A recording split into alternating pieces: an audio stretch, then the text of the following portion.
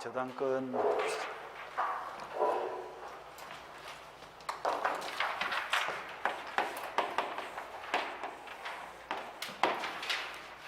가별로부터 1억을 빌렸다. 빌려준 사람은 채권자, 빌린 사람은 채무자. 그리고 자신의 토지에다가 3월 1일 날 저당권을 설정해줬다. 그리고 10월 1일 날 변제를 하기로 했는데 돈 안 갚는 거예요. 저당권을 설정했다는 말은 무슨 말인고? 요 토지에 저당권을 설정했다는 것은 요 토지의 처분권을 을에게 맡겼다 이런 뜻이 되겠죠. 처분권을 을에게 맡겼다. 그러니까 안 갚으면 어떻게 할까? 처분권을 행사하겠죠. 그게 이제 저당권을 실행한단 말이 처분권을 행사한다. 즉 경매를 넣는다. 그리고는 A가 갱날 받고 대금이 나오면 여기에 배당 신청을 해서 일반 채권자 및 후순위 거래자보다는 우선 면제를 받을 거예요. 그러니까 저당권은 결국 안 갚으면 어떻게 하겠다? 내가 팔아서 돈 받아야겠다. 이런 뜻이에요. 그래서 돈 받는 수단이다 하는 걸 알 수 있고, 돈 받는 수단이 뭡니까? 담보죠. 그래서 그 성질이 담보 물건이다. 담보는 주다 종이다. 담보는 무조건 수단이니까 종입니다. 그럼 요 1억을 뭐라 하지? 이 받을 사람이 보면 채권이고 갚을 사람이 보면 채무고, 그런데 권리 위주로 되어 있으니까 통상 이걸 채권이다 하는데 담보를 잡았다 안 잡았다? 담보를 잡고 돈을 빌려주죠. 그런 채권을 담보가 붙었다라고 해서 피담보 채권 이렇게 표현합니다. 피담보 채권은 돈 받는 권리니까 주다 종이다. 요거는 주. 돈 받을 권리는 목적 주. 돈 받는 수단은 종. 이렇게 생각하면 되겠죠. 그래서 주종 관계로 연결되어 있다. 따라서 10월날 돈을 갚아버리면 어떻게 될까? 주가 죽으니까 종도 따라 죽고. 을이 급전이 필요해서 요 1억 채권을 배행에 팔았다. 그건 뭐야? 주가 가면 종도 따라가고. 돈 다 갚을 때는 저당은 주고 안 주고. 70% 갚았다. 70% 풀어주세요. 돼? 안 돼? 안 되겠죠? 그런 것들을 우리가 주종 관계다. 이렇게 표현합니다. 자, 그래서 봅시다. 이제 봅니다. 356조. 저당권자는 채무자 또는 제3자가 점유를 이전하지 아니하고, 왜 점유를 이전할 필요가 없을까요? 저당권은 사용 수익권이 없다고. 그러니까 목적물을 점유할 필요가 없다. 점유를 이전하지 아니하고 채무의 담보로 제공한 부동산에 대해서 돈을 안 갚으면 어떻게 한다? 경매를 실행한 다음에 다른 채권자보다 자신의 채권에 대해서 우선 면제를 받을 거리가 있다. 즉 돈 받는 수단이다 이런 뜻입니다. 그 다음에 내려서 건저당. 요 건저당이 이제 매년 오는 중요한 거다 이죠. 건저당 한번 봅시다. 저당권의 기본 개념이 이렇고, 그 다음에 건저당. 건저당은 주로 보면 계속적 계약에서 문제가 됩니다. 가별로부터 납품을 받는다. 납품은 한두 번 하는 게 아니죠. 계속 이제 납품 거래를 하는 거예요. 근데 납품하는 사람은 걱정이 뭡니까? 그 납품 대금을 못 받을까? 이게 걱정이에요. 납품하는 사람은 이제 돈 받을 사람이니까 채권자고, 납품을 받는 사람은 돈을 갚아야 되니까 채무자가 되겠죠. 그래서 이제 채권자가 채무자를 찾아가서 올 1년간 납품할 대금 중에서 1억까지는 담보를 좀 해주세요 하니까 갑이 납품을 받기 전에 1월 1일 날 2억짜리 토지에다가 저당권을 설정해 준 거예요. 근데 저당권을 설정할 지금 현재는 12월 31일 날 결산기가 됐을 때 납품 대금이 얼마가 밀리게 될지 알아 몰라? 모르죠. 그러니까 1년 뒤에 확정될 채권을 미리 앞당겨서 저당권을 설정했다. 그런 저당권을 무슨 저당권? 건저당이다. 이렇게 표현한다 있죠. 근데 이 건저당은 부종성이 엄격하게 완화되어 있다. 완화되어 있기 때문에 3월 1일 날 1월 달, 2월 달 납품 대금을 갑이 을에게 다 갚아줘 버렸어. 돈 받을 권리가 없어. 보통 일반 저당권은 피담보 채권이 소멸하면 저당권도 바로 소멸합니다. 그런데 건저당은 피담보 채권이 0이 됐어. 피담보 채권이 없죠? 없더라도 소멸해 안 해? 소멸하지 않습니다. 결산기까지는 가는 거예요. 그 점에서 건저당은 부종성이 엄격하다, 완화되어 있다. 부종성이 완화되어 있다. 이렇게 보시면 완화되어 있다. 그리고 12월 30일 날 계산해 보니까 납품 대금이 1억 2천이 밀렸다. 그럼 이때 요 1억의 의미가 뭐냐? 요 1억을 채권 재고액이다라고 하는데, 채권 재고액은 요 1억까지 뭘 해주겠다? 담보를 해주겠다. 담보 한도액을 의미합니다. 담보가 된 데까지는 배당 신청을 해서 우선 변제를 받아갈 수 있겠죠. 그래서 이걸 다른 말로 우선 변제의 한도액이다라고도 합니다. 그러면 이 토지에 붙어 있는 건저당을 소멸시키기 위해서는 누가 얼마를 갚아야 되느냐 하는 건데, 이거는 저당권 설정자가 누구인가에 따라서 갚는 액수가 달라집니다. 저당권 설정자하고 저당 목적물의 소유자는 같은 말이다, 다른 말이다? 같은 말입니다. 저당권 설정을 한다는 것은 사용수익 처분지에서 뭘 주는 거예요? 처분권을 넘겨준다 이런 뜻이거든. 그러니까 처분권은 누가 넘겨줄 수 있지? 소유자만 처분권을 넘겨줄 수 있지. 소유자가 아닌 사람은 처분권을 줄 수가 없거든. 그러니까 저당권 설정자나 소유자나 같은 말이에요. 그래서 이 토지 소유자가 채무자다. 그럼 채무자는 최종적으로 책임을 져야 될 사람이니까 내가 책임져야 될 금액이 얼마예요? 1억 2천이죠. 그럼 자기 땅에 붙어있는 건저당을 소멸시키기 위해서는 이 사람은 1억 2천을 다 갚아야 돼요. 1억 2천을 뭐라고 하면 되지? 채권액 전액, 채무액 전액 이렇게 표현하면 되겠죠. 그걸 다 갚아야 건저당이 소멸된다. 그런데 물상보증이라든지 제3취득자, 동생갑이 납품을 받고 행님 땅에다가 저당권을 설치했다. 행이 뭐예요? 물상보증이죠. 그리고 저당권이 붙은 땅을 샀다. 제3취득자죠. 이런 사람들은 채무자가 아닌 거예요. 채무자를 위해서 담보를 제공한 사람입니다. 그러니까 자기가 담보하기로 한 데까지만 갚아주면 되는 거예요. 자기가 담보하기로 한 데가 뭐예요? 담보한도가 1억 아니에요. 1억. 그래서 채권 재고액만 변제하면 건저당권을 소멸시킬 수 있다. 갚는 액수가 다릅니다. 그 다음에 안 갚아주면 어떻게 할까? 경매해야 되겠죠? 경매해가지고 A가 경락을 받고 경락 대금이 2억이 나왔다. 그럼 요 2억에 대해서 1억 2천을 가지고 배당 신청을 했을 때 1억까지는 담보가 되니까 우선 면제를 받아가는 거야. 우선 면제를 받아갈 수 있고 2천만 원은 담보 한도를 초과해버렸으니까 요거는 일반 채권자로서는 받아갈 수 있지만 우선 면제를 받아갈 수는 없는 겁니다. 그럼 난주 보면 이제 그렇다면 우선 면제의 범위에 속하는 금액이 뭐냐 이 이제 나올 거예요. 지금 그까지는 볼 필요 없는데 원본 이자 위약금 지연 배상 전액, 일반 저당권은 지연 배상 1년치인데 이건 전액이야. 그리고 실행 비용이 포함이 안 돼. 개미를 넣을 때 비용이 300만 원 들어갔다. 요 300만 원이 개미 실행 비용인데 요거는 우선 면제의 범위에 포함이 안 됩니다. 안 되지만 아까 우선 면제보다 더 빨리 주는 것이 최우선 면제다라고 했죠. 이렇게 이제 받아오면 되겠죠. 여기 이제 건저당의 기본 구조가 이렇다. 그래서 건저당이란 지금 현재다, 장래다. 장래에 확정될 정간 변동하는 불특정 다수의 채권을 미리 앞당겨서 설정하는 저당권이다. 이 건저당의 뜻이 그렇습니다. 자, 한번 볼까요? 자, 1항을 봅니다. 저당권은 그 담보할 채권, 담보할 채무의 재고액만 정하고 채무나 채권이나 뭐 같은 말이죠. 채무의 확정을 장래에 보류하여 이를 설정할 수 있다. 이 경우에 그 확정될 때까지 채무의 소멸 또는 이전은 저당권에 영향을 미치지 아니한다 되죠. 그러니까 이 중간에 채권이 0이 되더라도 건저당 소멸하지 않는다. 이 부종성이 완화되어 있다. 뭐 채무는 이자의 채권액의 산임한 걸로 본다 하고 보시고, 그 다음에 이제 밑에 그 해설에 보면 1번에 보니까 건저당 등기에는 이 등기가 나와 있죠. 이건 무슨 이야기냐면 건저당 설정 과정은 비슷해요. 건저당 설정에 합의하고 등기를 하면 건저당권이 설정이 되는데 이때 등기를 할 때 필수적으로 등기해야 될 사항이 세 가지가 있다 이 말이지.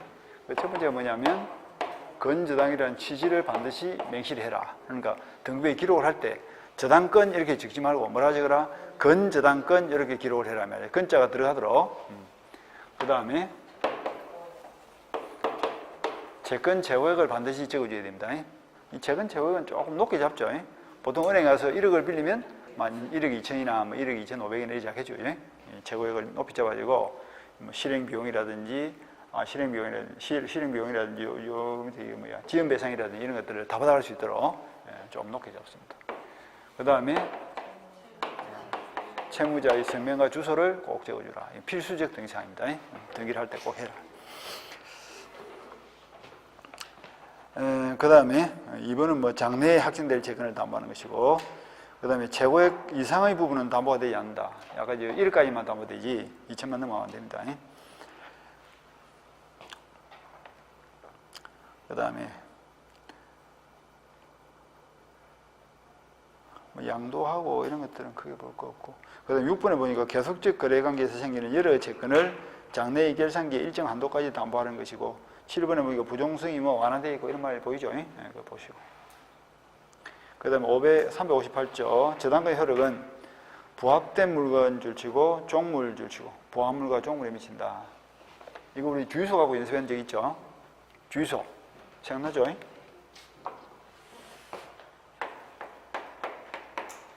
여기 봐봐. 갑이 얼로부터 1억을 빌리고 주유소에다가 저당을 설정했다. 근데 돈 안 갚는다. 그럼 주유소가 개매 들어가겠죠? 그럼 이때 주유기는 들어가요, 안 들어가요?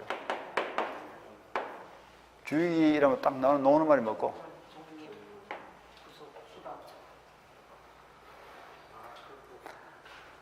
독종부속해라.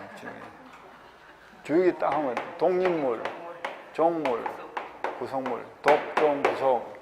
주유소 지나갈 때마다 독종부속하고 지나다니를 했는데 말을 안 듣는. 말을 안 듣는 게 아니라 내가 가보니까 내가 생각을 해보거든. 어째 이리 말을 안 들을까 생각했더만은 말을 안 듣는 게 아니고 학원 문을 나서면 잊어버리는 거야. 생각을 못 하니까 지나다니면서 주유기를 봐도 오늘 기름값이 비쌌네, 올랐네 이것만 생각하지 저기 독종이라는 걸 생각을 못 하는 거야. 내가 이해를 했어. 내가. 아, 그런 게 있구나. 주유기라는 걸 생각 자체를 잊어버리는구나. 그렇죠, 그죠?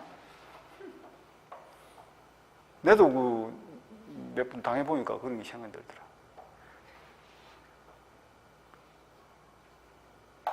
된장찌개를 끓인다. 쉬워요, 어려워요? 엄청 쉽죠? 나는 뭐야? 엄청 어려운 거야, 그게. 왜냐면 잊어버려. 순서를 가르쳐주거든.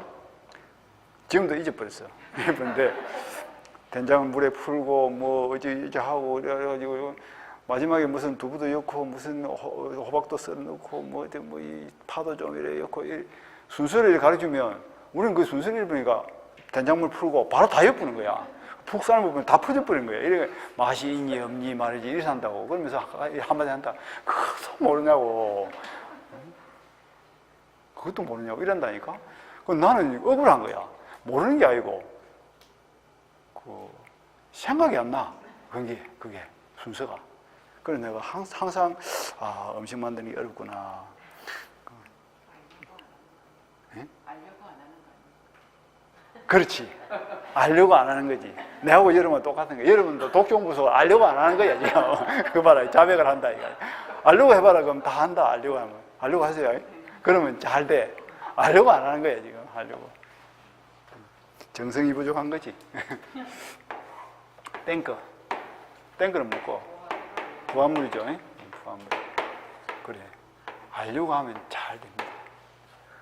알려고 안 잘 안 돼. 알았어요? 지금 요리되어 있는 거야. 그 상태에서 돈 안 갚는 거예요. 주유소가 개매 들어왔어? 그러면 주유기 들어가, 안 들어가? 한마디로 빨리빨리 이야기해라. 들어가 해야 돼. 독립물이 안 들어간다 이러지 말고, 종은 항상 독립돼야 종이라 했잖아. 그러니까 주가 들어가면 종도 따라 들어간다. 이거 들어가, 안 들어가? 부합. 한두 그러니까 당연히 들어가. 그러니까 부합물과 종물은 저당권 효력이 미친다, 안 미친다? 미친다. 설정 전후를 따지지 않습니다. 그런 이야기입니다. 그러나 법률에 특별한 규정 또는 설정이 다른 약정이 있으면 그래야지 아니하다. 이건 무슨 말이냐면 애당초 계약매일 때 종물은 뺀다. 특약매일은 또 안 들어갈 수도 있어요. 그렇게 보시고 넘어갑시다. 종물은 주물과 하나다, 별개다. 별개인데 기능이 목적과 수단이야. 주와 종은 한 몸이다 이렇게 생각하면 안 돼. 별개야. 넘어가고 44페이지. 계약을 봅니다. 계약이 무슨 말이죠?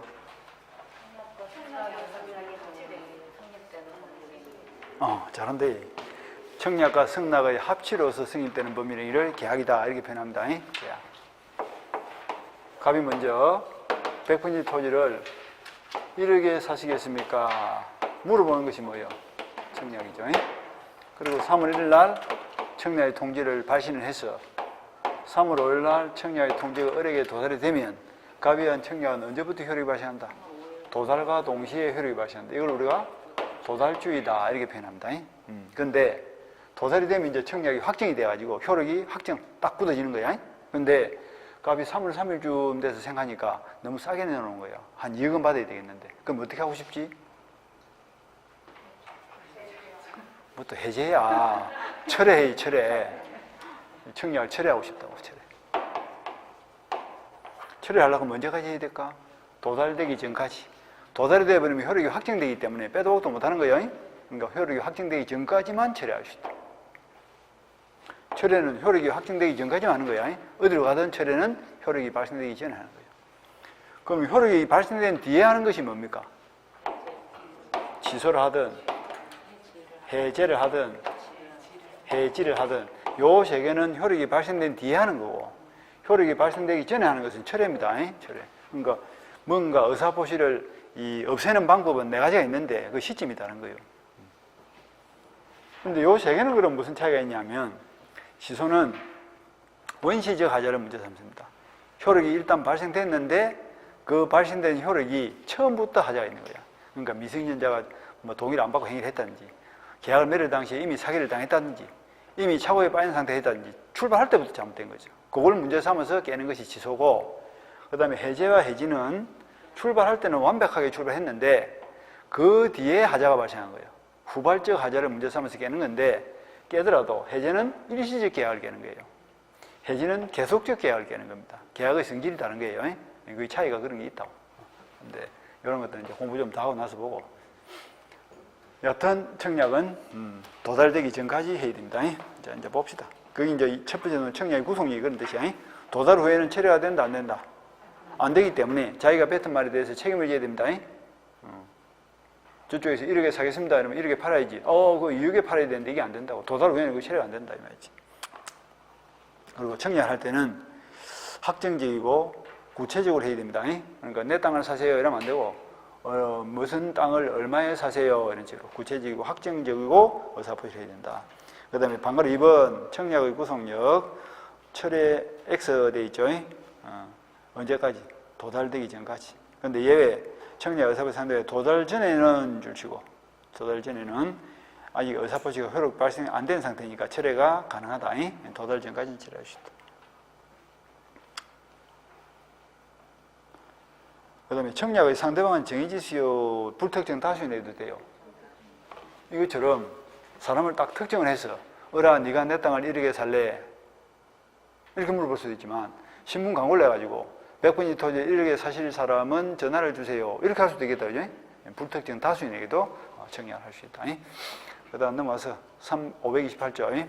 이거는 무슨 말이냐면, 갑이 청약을 하면서 내 땅을 사고 싶으면 3월 20일까지 답을 주세요. 승낙 기간을 정한 거예요. 그런데 을이 그 땅을 사고 싶어. 그럼 사고 싶으면 어떻게 할까? 승낙을 하겠죠. 승낙은 무슨 말이고? 물음에 대한 답이다 이렇게 생각하면 돼. 답을 할 때는 물음에 일치대로 답해야 돼. 물어보기를 얼마나 물어봤노? 1억에 살래 물어봤죠? 그러니까 답을 할 때도 1억에 살게 이래야지. 생뚱맞게 또 9천에 살게 이러면 될까 안 될까? 그건 답이 안 되는 거예요. 계약 체결이 안 돼. 그럼 승낙은 언제까지 해야 될까? 아까 날짜를 정했죠? 그러면 3월 20일 정해진 날짜까지 승낙의 통지를 발신해야 될까? 도달이 돼야 될까? 도달이 돼야 돼. 3월 20일까지 상대방에게 청약 의사표시가 도달이 되면 계약은 언제 체결된다? 발신과 동시에 체결됩니다. 이걸 우리가 객지자사의 승낙은 발신주의를 제한다 이렇게 표현합니다. 객지자가 무슨 말이죠? 시간상으로 떨어져 있다. 그러니까 의사표시를 하고 받고 시간이 걸렸죠? 그런 사람들을 말한다? 격지자. 전화로서 계약하면 어떻게 돼요? 전화. 대화자. 서울 사는 갑이 부산에 얼보고 내 땅을 살랍니까? 전화를 하면 전화가 쭉 오다가 또 추풍이 넘어오면서 피곤하니까 좀 쉬었다가 오고 뭐 이러나? 그러진 않죠, 그죠? 바로 올 거 아니야. 시간이 걸려 안 걸려? 그걸 우리가 말한다? 대화자. 그러니까 대화자는 날짜가 나와야 안 나와요? 날짜가 있을 수가 없어. 언제 보내고 언제 받고 이게 있을 수가 없다고. 그러니까 시험에 물어볼 것도 없지. 그러니까 시험은 거의 뭐야? 객지자 노겠죠. 그러니까 날짜가 나오면 딱 객지자 이렇게 하면 돼. 객지자. 글자 그대로 뭐 지리적으로 떨어질 때는 이게 지리적으로 아니고 시간상으로 시간상. 보내고 받고 시간이 걸리면 객지자. 격지자사의 청약은 도달주의. 격지자의 승낙은 발신주의를 취하기 때문에 발신과 동시에 계약이 체결된다. 전월자가 들어가줘야 돼. 들어가. 그래서 1항을 봅니다. 승낙기간을 정한 계약의 청약은 청약자가 그 기간 내에 승낙의 통지를 받지 못한 때는 효력을 잃는다 이 되죠. 그러니까 3월 20일까지 가백의 승낙의 통지가 들어가줘야 된다 이 뜻입니다. 그 다음에 2항 3항을 묶으세요. 2항 3항을 묶어가지고 앞에다가 사고연착 이렇게 적어. 사고연착. 그건 무슨 말이냐면 우리 평소에 가백의 땅 100분지를 사고 싶었어. 근데 내가 먼저 나서가지고 팔아라 이러면 저쪽에서 뭘 할까? 돈을 많이 달라 하겠죠. 그래서 내가 사고는 싶지만 딱 지금 참고 있는 거야. 그런데 어느 날 갑이 을에게 와서 내 땅을 이렇게 살래 물어본 거예요. 속으로 기쁘죠? 사고 싶은 땅이 지금 내 원하는 가게에 나왔으니까. 근데 기쁘다도 짝짝 답을 할까? 좀 뜸을 들여야 될까? 그것도 기술이다, 그지?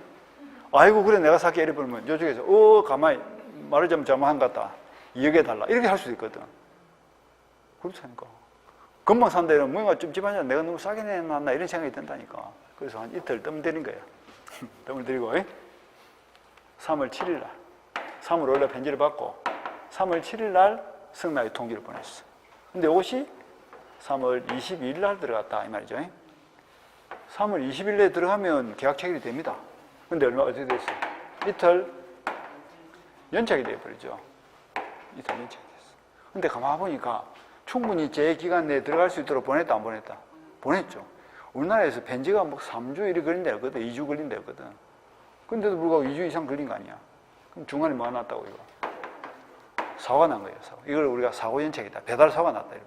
그럼 사고 연착이 되면 청약자인 갑은 지체 없이 뭘 해야 돼? 연착된 사실을 알려줘야 된다. 연착의 사실을 알려줘야 돼. 통지 의무가 있는 거예요. 왜 통지를 해줘야 될까? 통지를 해주지 않으면 승낙을 한 을은 3월 7일 날 편지를 보내면서 무슨 생각을 할까?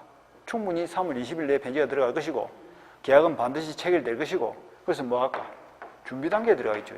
그리고 뭐 토목공사 같으면 자금도 대출을 받아야 되고 또 인부도 모집을 해야 되고 중장비도 대여를 해야 되고 엄청난 자금을 들어가 준비를 했는데 이틀 뒤에 들어가지고 사고 연착이 돼가 계약 체결이 안 돼버렸다 이러면 을의 입장에서 요 준비 단계에 들어간 비용만큼 엄청난 피해를 볼 수 있다고. 그래서 신의 성실의 원칙상 계약의 상대방에게 피해가 발생하는 것을 미연에 방지해 준다는 차원에서 통지를 해줄 의무를 지우는 거예요. 통지를 해주기 위해서는 준비에 안 들어갈 거 아니야. 근데 통지를 안 해준 거단 말이지. 통지를 안 해주면 뭐가 된다? 이거는 연착되지 아니한 것으로 봅니다. 연착이 안 된 걸로 보고 3월 20일 내에 편지가 들어간 걸로 보고 계약 성립이 돼버린다. 된 다음에 몇월 며칠? 발신과 동시에 3월 7일 날 계약 체결이 된다. 이런 뜻이에요. 이걸 우리가 사고 연착이다 이렇게 표현합니다. 자, 2항을 한번 봅시다. 승낙의 통지가 전항의 기간 후에 도달한 경우에 끊고 이 가지가 뭐예요? 연착이 되었단 말이지? 이틀 뒤에 들어갔다. 연착이 되었다. 그 다음 줄 한번 쳐볼까? 보통 그 기간 내에 도달할 수 있는 발송인 때에는 끊고 이걸 앞에 여기까지를 읽은 데까지를 합치면 뭐가 될까? 충분히 제 기간 내에 들어갈 수 있도록 보냈음에도 불구하고 연착이 됐다. 그래서 이걸 뭐란다고? 사고 연착이다. 이렇게 하는 거야. 사고 연착. 그럴 때는 청약자는 지체 없이 상대방에게 연착의 통지를 하회한다. 끊고. 연착의 통지를 해줘야 돼. 왜? 그래 준비 단계 안 들어가고 손해가 발생 안 될 거 아니야. 그런데 사망으로 내려가요. 사망으로 내려가서 청약자가 전항의 통지를 하지 아니한 때에는 끊고 연착 통지를 안 해준 거예요. 그럼 어떻게 된다? 승낙의 통지는 연착되지 아니한 걸로 본다.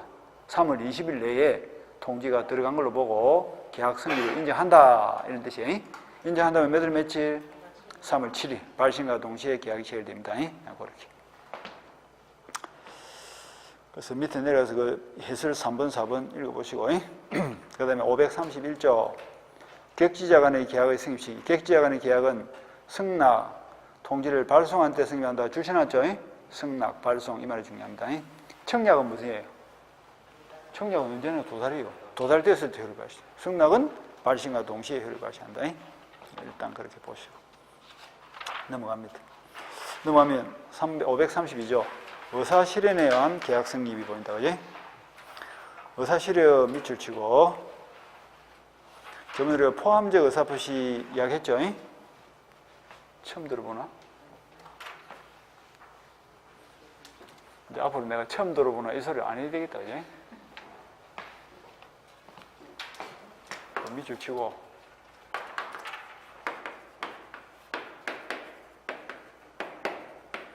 포함적 의사표시. 들어본 것 같은데?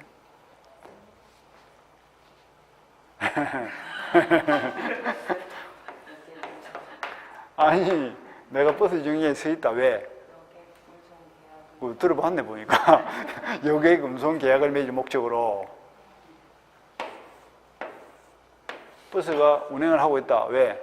여객 운송 계약을 맺을 목적으로. 그러니까 버스 회사하고 승객은 목적이 같은 거예요. 그 목적이 뭐라? 여객 운송 계약이죠. 여객 운송 계약을 맺을 목적으로. 근데 드디어 버스가 왔어. 차문을 열어준다. 이건 무슨 말이고? 청약이죠. 타라. 청약. 여객 운송 계약을 맺자는 청약의 의사표시가 버스 문을 열어주는 그 행동 속에 포함되어 있다. 이 포함되어 의사표시. 이게 의사실행이에요. 의사실행. 승객이 딱 탔죠. 승차하는 승객의 그 행동 속에는 무슨 의사? 승낙의 의사가 포함되어 있다고. 이 포함되어 의사표시. 포함되기 때문에 버스에서 대표이사하고 승객하고 얼굴을 본 적도 없고 계약서를 적은 적도 없어도 딱 버스에 타는 순간 여객 운송 계약이 체결이 돼버려요. 이게 의사실행을 통한 계약의 체결입니다. 계약 체결 시점이 언제라고?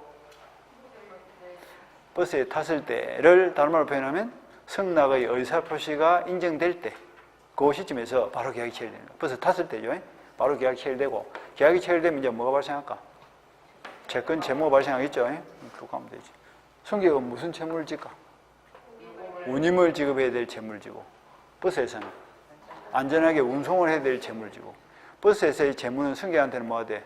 권리가 되겠죠. 운송을 받을 권리가 있고 버스 여객의 그 채무는 버스에 대해서는 권리가 되겠죠. 그래서 버스에서는 운임을 청구할 권리가 있어요. 여객 운송 계약 아니야. 의사실행이죠. 그래서 읽어보면 청약자의 의사표시나 간섭에 의하여 승낙의 통지가 필요하지 아니한 경우에는 줄을 쳐볼까? 계약은 승낙의 의사표시로 인정되는 사실이 있는 때에 승립 줄치고 그 승낙의 의사표시로 인정되는 사실이 있는 때 요때 계약이죠. 거기 이제 의사실행이죠. 유료 주차장도 이야기해 준 것 같은데 유료 주차장 문이 열려 있다. 뭐지? 청약. 주차 계약을 매입시다 이 말이죠. 내가 차를 타고 열린 문으로 들어가서 딱 주차를 한 거예요. 딱 주차를 하면 뭐가 되게? 주차 계약이 체결되는 거야. 그럼 채권 채무가 바로 발생하죠. 그것도 의사실행에 의한 계약 체결이다. 이렇게 생각하면 되겠지. 그 다음 내려서 344조 3조 34조 변경을 가한 승낙돼 있죠. 요겁니다. 아까 1억에 살래 물어봤죠. 근데 조건을 변경해가지고 9천만 원에 사겠습니다 했다고. 그럼 이거는 승낙으로서 효력이 있어 없어? 이놈 승낙으로서는 무효야. 근데 버리지 않고 새로운 청약으로는 봅니다. 따라서 9천에 파시죠 하는 청약으로 인정해가지고 갑이 9천에 팔겠습니다라고 승낙해주면 9천만 원짜리 또 계약이 체결될 수 있는 거예요. 그렇게 하죠. 변경을 가한 승낙.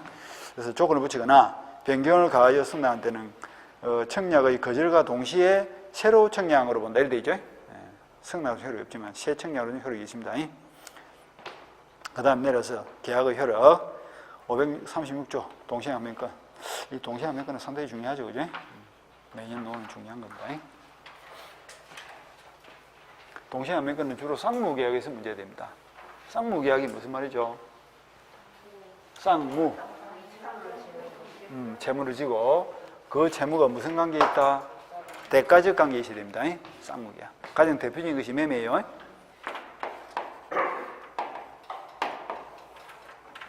갑의 토지를 을에게 팔기로 3월 1일 날 매매 계약 맺고 계약금 1,000만 원. 4월 1일 날 중도금 4,000만 원. 5월 1일 날 잔금 5천과 동시에 등기를 이전하기로 이렇게 이제 계약을 체결했어요. 이 날짜가 무슨 날짜? 이행 날짜입니다. 계약은 약속을 맺었다. 이행은 약속을 지킨다. 약속 지키는 날짜가 되면 갑이 잔금을 주면 동시에 을도 등기를 줘야 되겠죠? 이게 무슨 관계에 있다? 동시 이행의 관계에 있다. 이 채무와 이 채무는 동시행 관계에 있다. 그런데 상대방 갑이 등기 서류를 제공하지 않은 상태에서 잔금을 주세요 했다고. 그럼 우리 잔금을 줄까 안 줄까? 못 줍니다. 거절하겠죠? 거절한다는 뭐래요? 항 이렇게 표현하죠. 항. 그게 뭐예요? 항변한다. 항변권. 이게 항변권이거든. 무슨 이유를 들어서 동시에 이행하자 하는 이유를 들어서 상대방의 요구를 거절할 수 있는 권리를 동시이행 항변권이다. 공평의 원칙상 인정되는 제도예요. 그럼 이러한 동시이행 항변권이 인정되기 위해서는 몇 가지 요건이 필요하냐? 세 가지 요건이 필요합니다. 첫 번째가 쌍방이 채무를 지고 있는 거야. 쌍방이 채무를 지고 있어. 근데 그 양 채무가 무슨 관계에 있다고?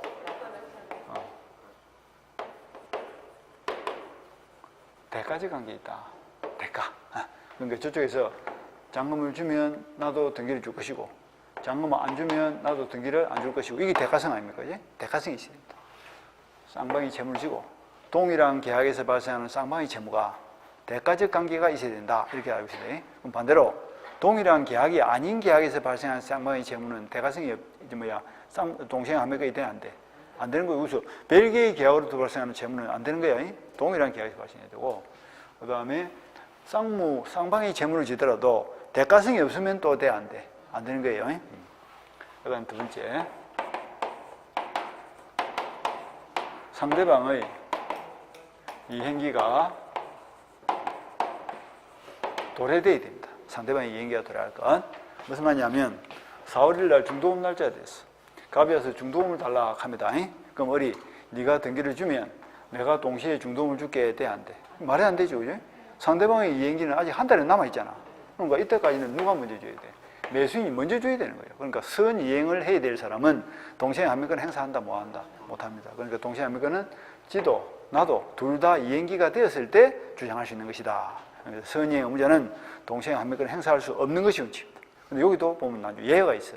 뭐 불안한 함의권이라든지 선이행 의무를 지체하고 있는 중에 상대방의 이행기가 도화됐다든지 이때는 또 동시에 함의권을 행사할 수 있는 예외도 있습니다. 예외 이런 건 난주 전체 보고 오늘 요 기본 구조를 잡는 게 중요한 거예요. 세 번째 조건, 상대방이 이행 제공을 했을까 안 했을까? 이행 제공이 없어야 됩니다.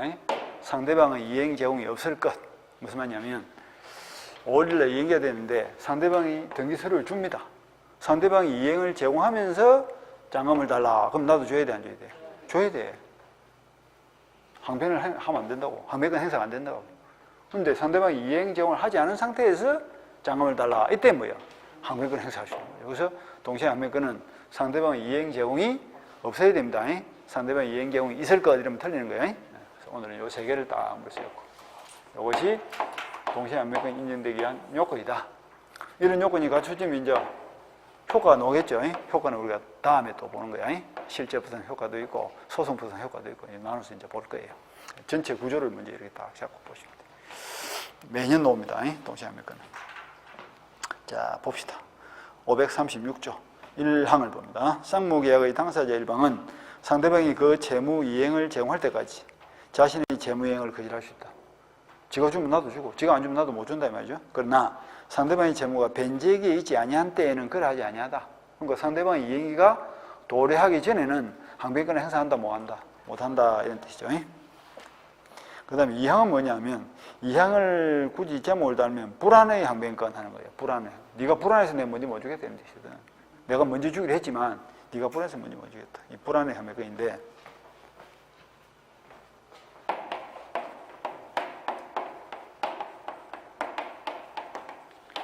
불안의 항변권, 불안하다. 자, 상황을 한번 박아볼까? 3월날 계약매매에서 가비에게 부탁하기를 내가 5천만 원밖에 없다. 근데 네가 중도금 받고 등기를 먼저 넘겨주면 내가 잔금 대출 받아가지고 보름 뒤에 잔금을 줄게 이렇게 한 거야.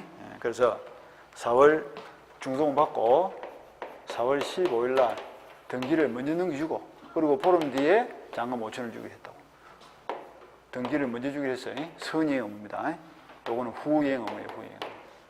묘리되어 있는 상태인데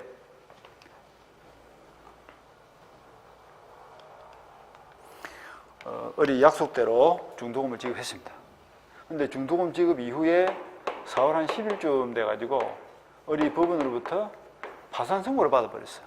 어리 지금 파산 선고 상태예요. 그리고는 닷새가 지났고 어리 값을 찾아갔겠죠. 가서 뭐랬을까? 내가 약속대로 중도금 지급했으니까 너도 약속대로 잔금을 받기 전에 등기를 먼저 달라 했단 말이지. 근데 값이 가만히 보니까 어리 상태가 어때? 파산 상태죠. 내가 등기를 넘겨주면 잔금 대출이 될까? 안 되겠죠. 파산 상태가 들어가면 파산 선고와 동시에 파산자의 재산을 누가 관리합니까? 파산관제인이 관리합니다. 법원이 선임한 파산관제인이 파산자의 재산을 싹 정리를 해가지고 2개월 신고 기간을 두가지고 그 기간 내에 신고한 채권자들한테 파산관제인이 싹 분배를 해버리는 거예요. 근데 갑으로부터 을에게로 등기가 딱 넘어오면 파산관제인이 그 토지를 어떻게 할까? 압류를 해가지고 개물 넣어가지고 팔은 다음에 이 채권자한테 다 나눠줘버리겠죠.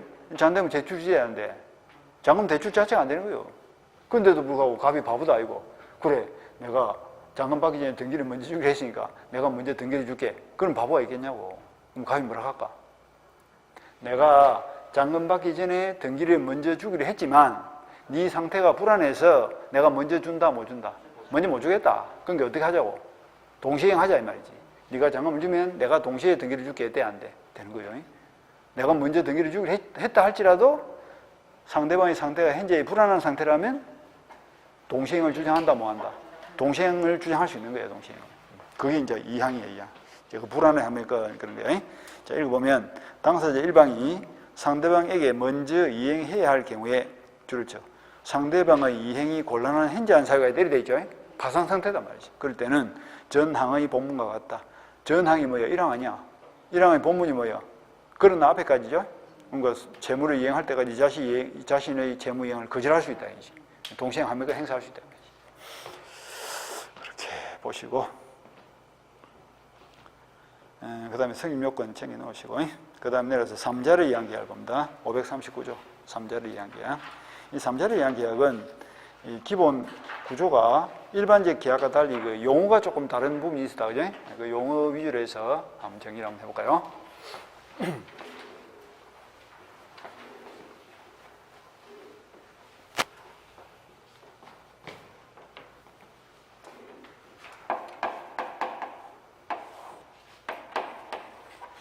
갑이 병으로부터 1억을 빌렸습니다. 그리고 3월 20일 날 변제하기로 했다. 빌려준 사람 이름이 뭐죠? 채권자. 빌린 사람은 채무자. 항상 사람이 놓으면 그 사람의 신분부터 먼저 파악을 해야 돼. 그래야 이제 문제를 풀 수 있겠죠. 한편 채무자에게는 토지는 한 필지 있는데 현금은 없어. 근데 3월달이 된 거예요. 돈은 갚아야 되겠고 현금은 없고. 그럼 어떻게 해야 될까? 땅을 팔아야 되겠죠? 그래서 을가 3월 1일 날 그 돈을 갚을 목적으로 땅을 팝니다. 매매를 하고 대금 1억에 3월 20일 이행을 하게 됐습니다. 그런데 매매 계약을 맺는 과정에서 매도인이 매수인에게 부탁을 하는 거예요. 그 부탁의 내용이 내가 3월 20일 날 이행 날짜 됐을 때 등기를 줄 테니까 등기를 넘겨줄 테니까 매매 대금 1억은 나에게 주지 말고 우리 채권자 병한테다 좀 갖다 주라 이래 된 거예요. 이렇게 1억을 지급해달라. 1억을 부탁하니까 을이 좋다. 승낙을 했어. 그래서 그런 계약을 맺기를 요청한 사람을 말하지. 그래서 이 사람 이름이 요약자예요. 요약자.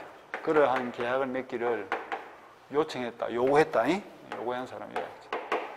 그 요청에 대해서 승낙을 한 사람은 뭐야? 낙약자. 낙이 뭐야? 승낙을 줄임말이죠. 그러한 계약을 맺을 것을 승낙했다. 계약 맺기를 승낙한 사람. 그런데 그 승낙의 내용이 뭐예요? 이 계약에서 발생하는 수익을 당사자한테 주기로 했다. 제3자한테 주기로 했다. 제3자 주기로 했죠. 그런 것을 제3자에게 그 계약에서 발생하는 수익을 지급기로 약정을 했다. 그래서 제3자 수익 약정 또는 이걸 제3자 수익 약관 이렇게 표현합니다. 약관이나 약정이나 같은 말이에요. 그래서 일반적인 계약에 요건은 딱 두 개야. 3자를 이해한 계약은 구성 요건이 딱 두 개입니다. 첫 번째 요건이 뭐지? 기본 계약이 완벽하게 체결이 되고 그 다음에 그 기본 계약에 제3자 수익 약정이 붙어 있으면 요 두 가지 요건이 갖춰지면 자동적으로 인정되는 계약이 제3자를 위한 계약이다 이렇게 보시면 돼요. 그러니까 제3자를 위한 계약은 무슨 특별한 계약의 형태가 아니고 일반적인 계약에 뭐가 붙었다? 3자 수익 약정이 붙은 이것을 3자를 위한 계약이다 이렇게 표현합니다. 우리 주변에도 3자를 위한 계약이 많죠. 가장 대표적인 것이 뭔고? 우리 맨날 택배 받잖아. 택배가 뭐예요? 운송계약 이렇게 생각하면 되겠네. 운송계약. 그게 3자리 이행 계약이죠. 그러니까 삼성전자하고 대한통운하고 운송계약을 맺으면서 내가 운임을 줄 테니까 매매 목적물인 냉장고, TV는 누구한테 가서 주라? 소비자한테 가서 주라. 그러니까 계약은 갑이 맺고 돈도 갑이 주고, 근데 혜택은 누가 받고? 소비자 받고. 또 혜택은 받고, 그러니까 마음속으로 내가 낸 돈한테 다 들어있는데 이렇게 생각하지 말고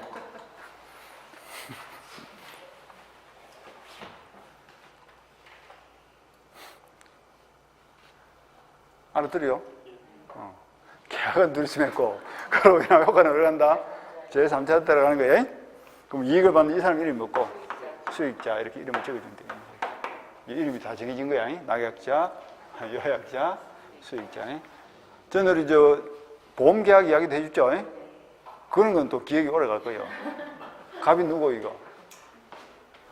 착한 마누라가 어려운 보험회사에서 생명보험계약을 들면서 혹을 붙이기를, 내가 매달 보험료를 줄 테니까 내가 주거들라. 그 보험금이 뭐야? 수익금이죠. 그 보험금은 누구한테 주라? 그걸 잘 안 알고 있네. 그래. 착한 남편이야, 불쌍한 남편이야? 착한 마누라의 불쌍한 남편. 불쌍한 남편한테 주라 아니다. 예? 그럴 때만 또 남편은 무슨 아들한테 줘야지 이러고 있다. 아주 유율배반이지. 남편 줘요? 안 줄 거예요? 답을 안 해, 하여튼. 왜 남편한테 주기 싫어요? 한번 물어보자.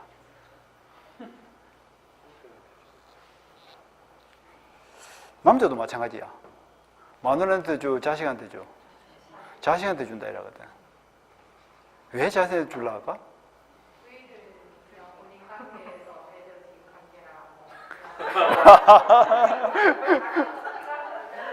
뭐라고? 아, 피가 흐른다. 오, 그래. 혈족이네. 혈족. 피가 중요한 것 같아, 이제.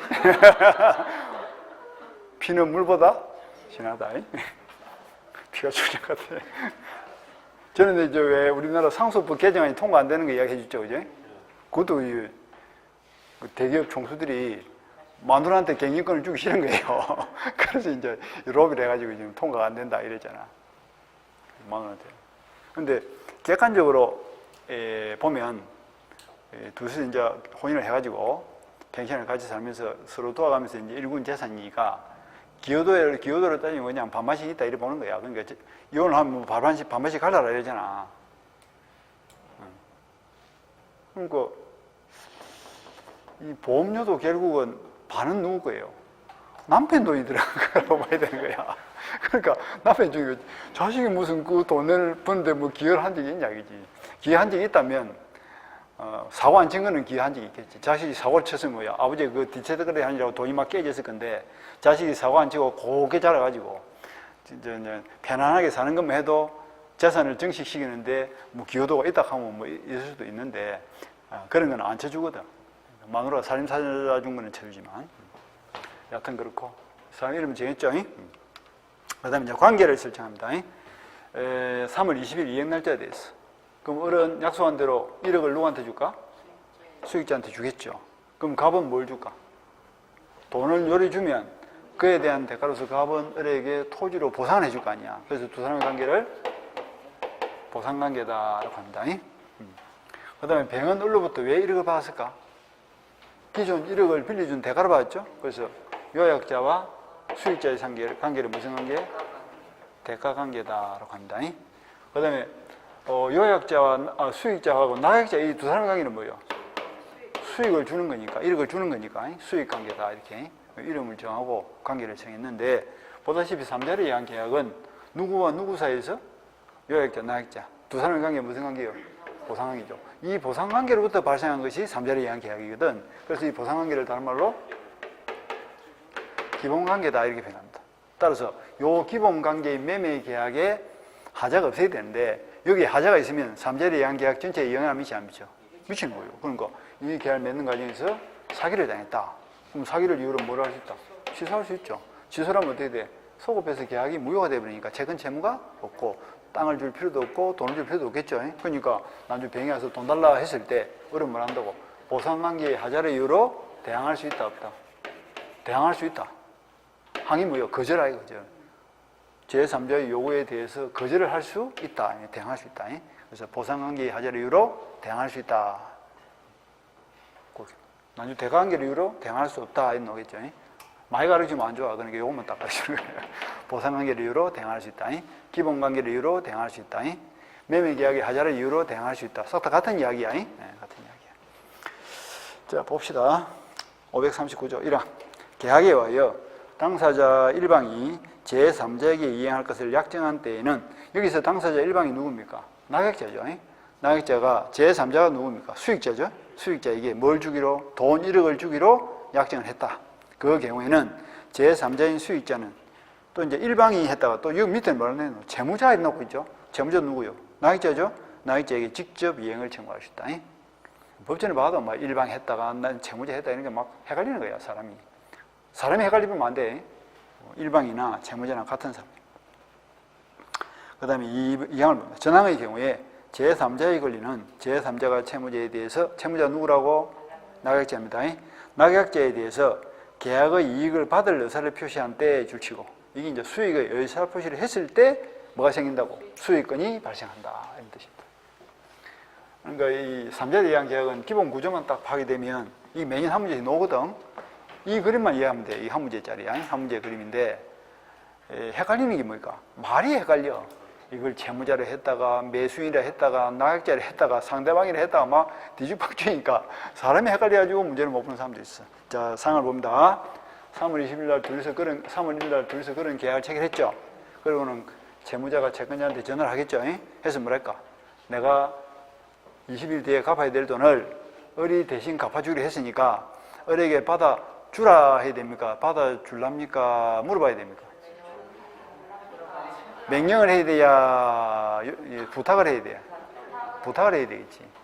채무자가 어디 채권자 보고 명령할 수는 없는 거 아닙니까? 그래서 받아줄랍니까? 그러면 고맙겠네요. 이렇게 부탁을 했다. 그럼 선택권이 누구한테 있어? 이 수익자한테 선택권이 생긴 거예요. 그래서 수익의 의사표시를 하고 안 하고는 병이 선택을 합니다. 병이 이제 가보고 하는 말이 내가 왜 을한테 만나? 나 모르는 사람한테 돈 못 받는다. 네가 직접 갚아라. 이렇게 할 수도 있어. 그러면 각거리 계약을 맺더라도 그 계약은 병하고는 아무 관계 없는 계약이에요. 그런데 을이 병이 그래 네가 원한다면 받아줄게. 수익 의사표시를 하면 그때 뭐가 생긴다? 수익권이 생겨. 그럼 수익 의사표시는 누구한테 해야 될까?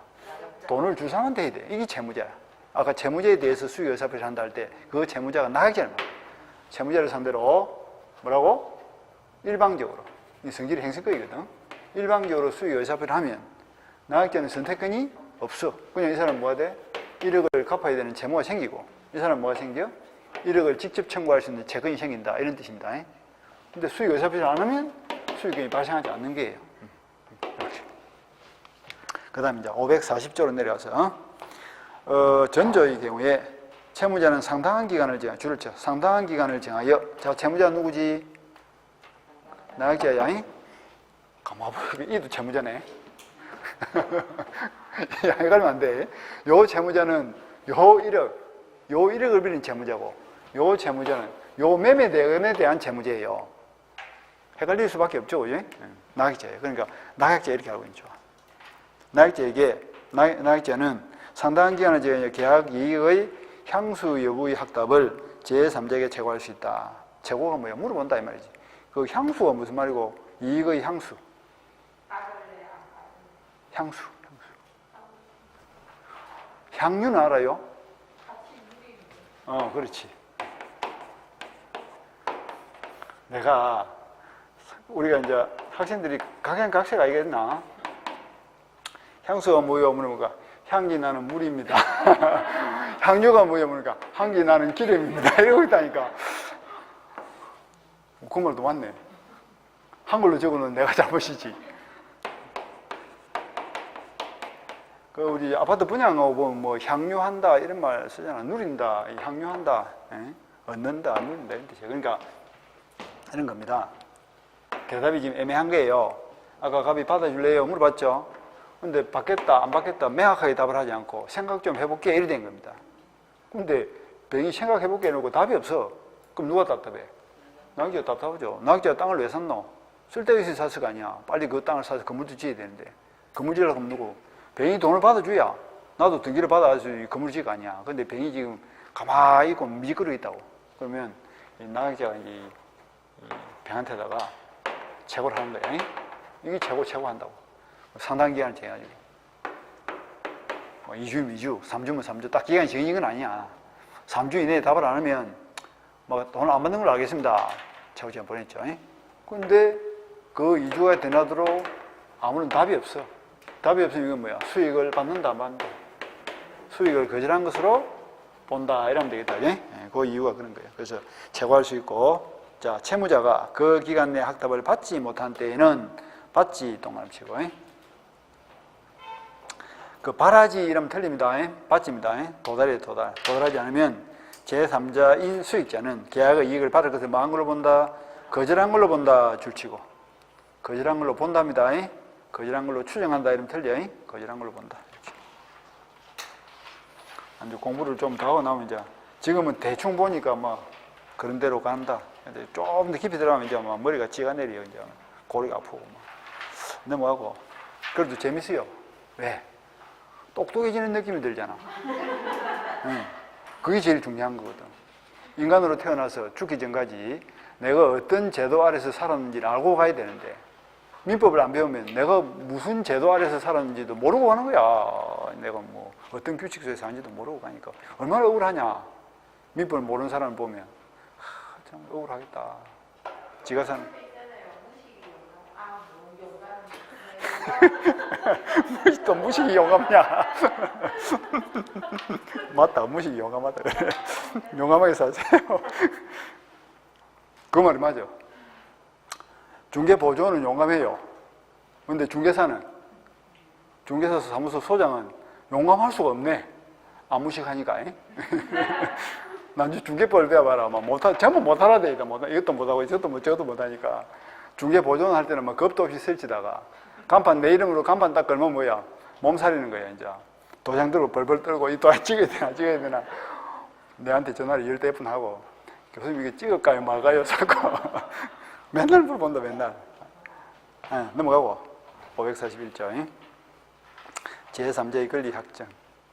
요 화면들 중개사들 전화 많이 온다. 찍을까요? 말까요? 알아서 와서 이러면 또 성의 없다, 이라고. 539조의 규정에 의하여 제3자의 권리가 생긴 후에는 당사자 이를 변경 또는 소멸시키지 못한다. 이는 무슨 말이냐면 이제 수익의 의사표를 했어. 수익이 발생했죠. 수익금이 발생했다는 것은 병은 을에게 돈 1억을 받을 권리가 생겼다는 뜻이에요. 따라서 이 1억 채권을 보장을 해야 되기 때문에 함부로 이 매매 대금을 변경하거나 소멸시키면 돼, 안 돼? 안 되는 거예요. 이걸 8천 낮아버리면 병이 돈을 2천만 원 못 받잖아요. 그래서 수익 의사표를 해서 수익금이 발생한 이후에는 기존 관계, 기본 관계의 계약의 내용을 두 사람이 합의하에 변경하거나 소멸시키면 안 됩니다.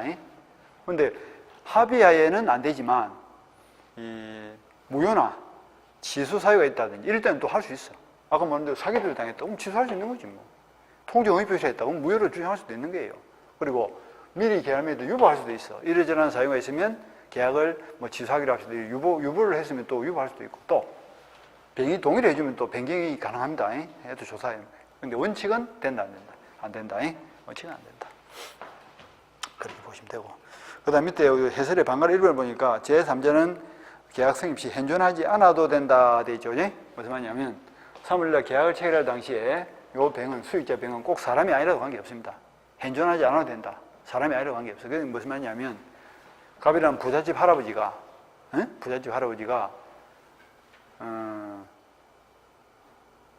죽기 전에 을에게 땅을 팔면서 혹을 붙이기를, 부관을 붙이기를 내가 땅을 넘겨줄 테니까 땅을 팔면서 땅값은 누구한테 주라? 장차가 태어날 손자한테 주라 이렇게 할 수 있어. 그 할아버지한테 아들이 있었는데 아들이 죽어서 살았어. 아들은 죽었고 며느리는 살아있고 며느리 뱃속에 뭐가 들어있다고? 태아가 들어있는 거예요. 근데 며느리한테 주고 싶어 싫으니까 말했다고 장차 태어날 손자한테 주라 이렇게 할 수 있다. 그 손자는 지금 사람이 아니야. 그래도 수익자가 될 수 있다. 근데 돈 받을 때는 뭐예요? 사람으로 존재하고 있어야 됩니다. 그런 거예요. 꼭 사람이 아니라 관계없다. 그 다음에 3자의 지위는 뭐, 아까 수익 의사표를 하면 3자에게 수익이 발생한다. 이런 걸 읽어보시면 되고, 나머지도 한번 보세요. 그 다음에 조금 쉬었다가, 시간이 너무 작은데요. 1시간이 금방 가버려요. 5분만 쉽시다.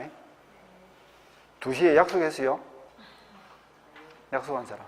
약속한 사람 있을 것 같은데, 바로 있네, 이제. 공부하러 오면서 약속하고 오면 안 돼요. 특히 민법 시간입니다. 말이 2시에 일어나고 2시에 마친다는 보장도 없고. 알았어. 5분만 쉰다.